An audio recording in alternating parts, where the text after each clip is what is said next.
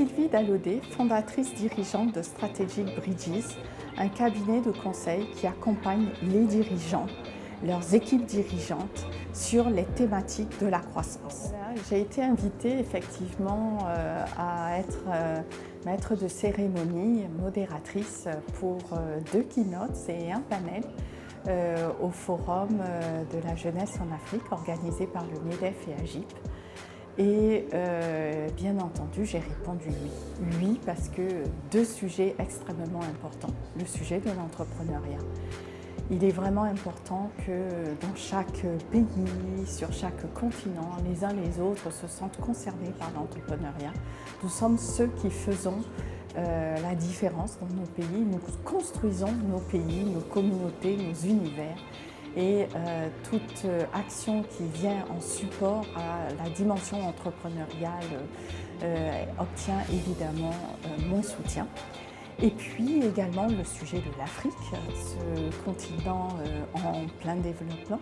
C'est un continent extrêmement grand, on l'oublie souvent. Rien qu'en Afrique de l'Ouest, l'on pourrait placer les États-Unis. C'est en Afrique que les choses se passent. C'est là que je passe 80% de mon temps. C'est là qu'on en a une vision différente. C'est pour ça que j'aimais beaucoup le titre de cette table ronde. Pour voyager en Afrique, il faut apprendre l'Afrique, les langues de l'Afrique. Les grandes langues de l'Afrique, c'est pas l'anglais et le français, c'est pas vrai. C'est pas vrai, vous le savez mieux que moi. C'est le swahili en Afrique de l'Est, c'est etc., etc. Et une fois que vous y êtes, vous êtes dans un univers qui invente ses propres règles et jeux. C'est pas parce qu'on a un smartphone que ce smartphone est utilisé de la même façon. On voit bien qu'en Afrique, on a complètement réinventé les usages du smartphone, n'est-ce pas? Et qu'on est très loin d'avoir fini avec cela. Même chose pour les biotechnologies. Ce qui m'intéresse, c'est le monde. Et de ce point de vue-là, c'est un continent majeur qui se développe. Et il se développe quand même. Ça, c'est évident. Il se développe. Rapidement d'ailleurs. Mais la marée, voilà. Tu vois le sable? Crois-tu que la mer soit proche? Non, elle n'est pas proche. Il faut retrousser les manches et il faut pousser. Merci de nous avoir suivis. Merci à chacun des intervenants. Donc un immense continent qui regorge de richesses, qui regorge de potentiel, avec une population qui va passer de 1 milliard à 2 milliards en une génération. L'entrepreneuriat est clé pour le développement de ce continent. Il faut savoir qu'à Strategic Bridges, cabinet de conseil dont je suis la fondatrice, nous travaillons sur le développement et la croissance des entreprises. Nous accompagnons des entrepreneurs, des dirigeants à relever les défis de la croissance. Tout le monde veut de la croissance. Chacun a sa manière de s'y prendre pour aller chercher cette croissance.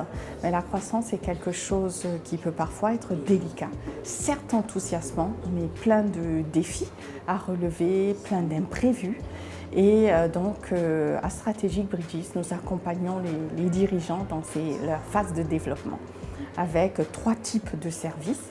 Des services de conseil en stratégie, scaling up, capacity building, vraiment des éléments clés, des méthodologies, des techniques de gestion de la croissance. Nous les accompagnons aussi sur des thématiques de leadership, puisque pour qu'une entreprise soit en croissance, cela veut dire que ses dirigeants et les équipes sont en croissance, tout le monde prend en dimensionnement, et puis également sur des thématiques de gouvernance et de relations aux investisseurs. Donc vraiment, l'opportunité de ce forum est tout à fait appropriée et obtient absolument mon soutien. La première keynote était invitée Tion Nyang qui s'est exprimé sur les 15 conseils qu'il donne aux entrepreneurs. Find something that you're really passionate about and you make it your business. So this is the first advice I give to young entrepreneurs. The second, is you have to believe more than anyone in your project. Number 3 is have the courage to dream big, because many people are afraid to dream big. Number 4, I would say be focused and patient. Number 5, I would say don't think about how do I really get big fast. What is the quickest way to success? And number 6 is do not let anyone distract you on what you are doing. So the number 7 is build the habit of reading. Right? Find a great partner, no matter what it is that you are doing, is the number 8. Number 9, I'll say be open-minded and flexible, open to changes. The number 10, I'm almost finished, is embrace rejection. 11 is don't expect anything from others though you are not willing to do or give in return. 13 is surround yourself with the right people. Number 14 is build the relationships and never burn a bridge, because you never know. And the last one, number 15, I say make sure you help others. You know, many people do this business and they don't understand even why they do it. You gotta figure out the why question. If you are doing business just to make money, you're into the wrong things. So it's in the giving that you find yourself. We become into giving, not into getting. So you have to know that what you're building is a legacy. It's not about making money to put the money in the banks. We got a lot of billionaires in the cemetery right now. It's not doing nothing for us. You gotta build something that can change the lives of people from generations and generations to come. Il faut savoir que Thion Myang représente vraiment la diaspora en succès. Il est originaire du Sénégal et dans les années 2000, en l'an 2000, a bougé vers les États-Unis.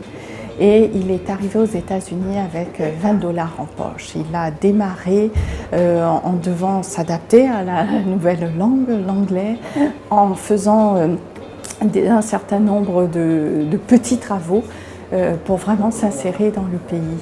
Et aujourd'hui, c'est un éminent activiste politique, conférencier, serial entrepreneur. Il faut savoir qu'il a fait la campagne d'Obama en 2008 et qu'il représente les communautés de la diaspora, les communautés noires américaines aux États-Unis sur les questions d'énergie et de la jeunesse. Donc c'était extrêmement inspirant d'entendre cet homme qui n'avait pas une histoire de rêve toute tracée exprimer ses enseignements et ses recommandations aux entrepreneurs.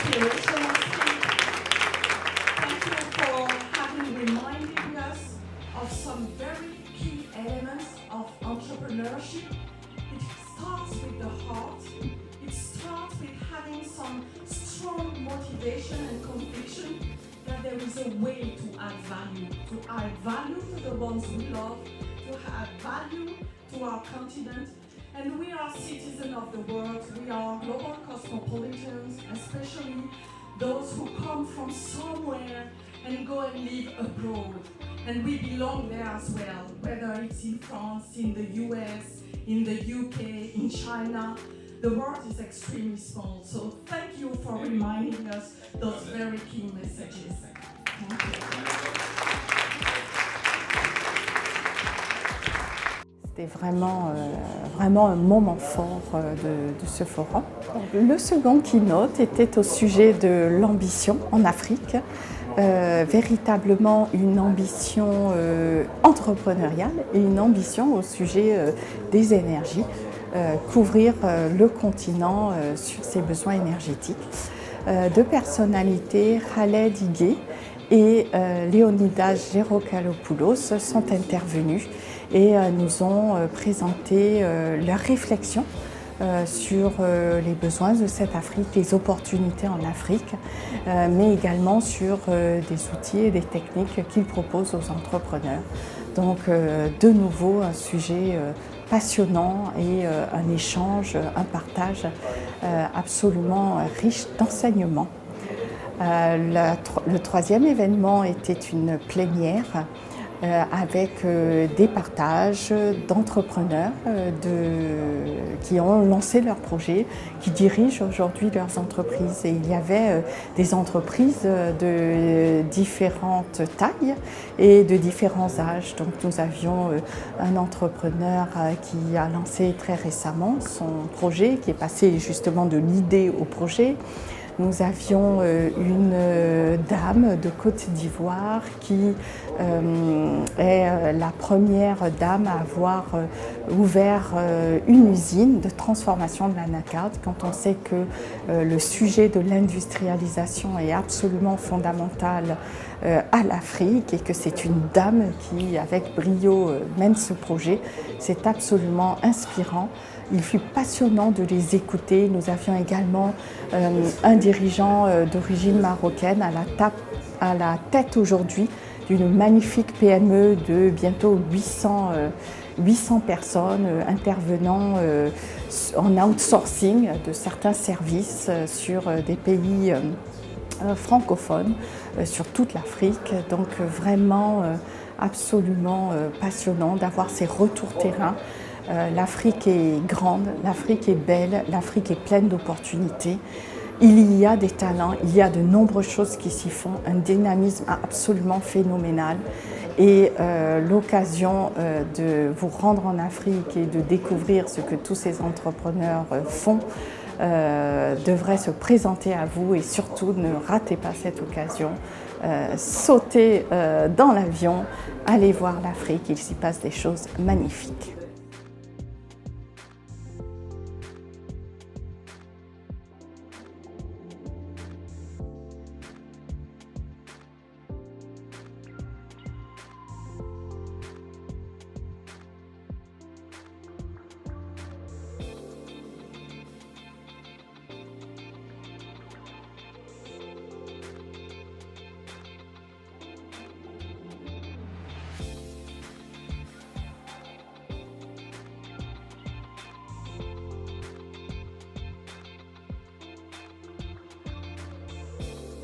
Ici Joséphine Tali, je suis consultante dans le secteur de l'énergie et cet événement m'a vraiment permis de rencontrer une diversité de profils, donc que ce soit dans mon secteur, dans l'énergie, avec des projets concrets en Afrique, ou que ce soit pour faire une diversité de rencontres, de réseaux et d'être réunis en fait par une même ambition, qui est celle de faire avancer l'Afrique.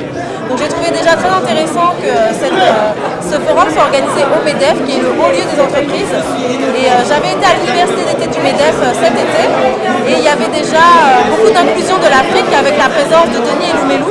Et là j'ai retrouvé une diversité d'intervenants de qualité et également de participants qui avaient des choses à dire et qui étaient également acteurs du développement de l'Afrique. Donc je suis très satisfaite de ma venue ici à ce forum.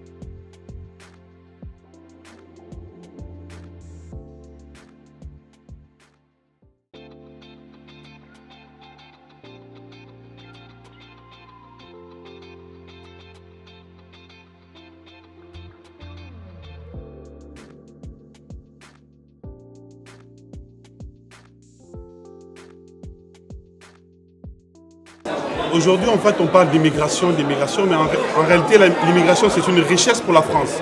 Parce qu'au sein de l'immigration, au sein des personnes qui immigrent, moi en l'occurrence, on a des entrepreneurs, on a des consultants, on a des personnes qui apportent un savoir-faire, en fait. Et je pense que quand on parle de diaspora, il faut voir ça comme un mouvement, comme une dynamique qui vient faire avancer, vient enrichir tout simplement la France, en fait. Il y a un melting pot, j'ai envie de dire, à la française. Donc on apporte une certaine culture, une certaine vision et aussi une certaine manière de faire les choses. Et pour aller un peu plus loin, la diaspora, il y a une catégorie intellectuelle qui apporte un souffle nouveau à l'entrepreneuriat, à l'innovation. Donc vraiment, cette diaspora, pour moi, c'est vraiment bénéfique pour ces pays, en fait, pour la France. Aujourd'hui, l'Afrique est en mouvement et n'a pas besoin de l'aide venant de l'Europe, de l'aide venant de la Chine, parce que l'Afrique a une matière grise. Aujourd'hui, les Africains, ils ont compris qu'ils pouvaient faire quelque chose. Donc là, aujourd'hui, c'est plutôt la diaspora. La question, c'est comment est-ce que la diaspora, comment est-ce que nous, en tant que diaspora africaine, on peut contribuer, participer à ces mouvements. Et donc, ce type de forum, ça permet de nous mettre en relation avec ceux qui sont en mouvement en Afrique. Il faut qu'il y ait des forums qui parlent de jeunes, qui parlent des femmes, pour qu'enfin, à haut niveau, les décisions puissent être prises en prenant en compte notre avis, en fait. Donc je remercie encore une fois les organisateurs de nous avoir écoutés, d'avoir fait en sorte qu'on puisse profiter de ces moments. Vive la France, vive l'Afrique et vive la diaspora active et solidaire. Merci beaucoup.